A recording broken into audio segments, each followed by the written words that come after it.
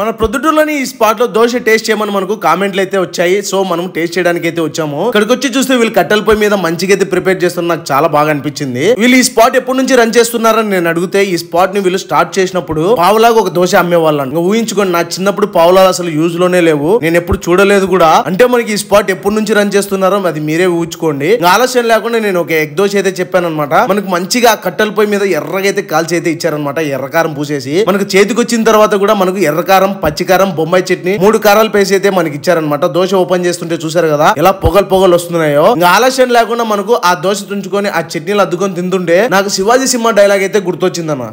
ఎంత 5 స్టార్ హోటల్లో తిన్నా గానీ తోపుడు బండిలో టిఫిన్ టేస్టే వేరు. నిజమే కదన్నా, ఇలాంటి చిన్న స్పాట్లలో కూడా టేస్ట్ నెక్స్ట్ లెవెల్ లో ఉంటది. నాకు చాలా బాగా నచ్చింది టేస్ట్. ఇంకా అమౌంట్ విషయానికి వచ్చేస్తే మనకు normal dosa 10 rupees and egg dosa వచ్చేసి మనకు 25 రూపీస్ అనమాట.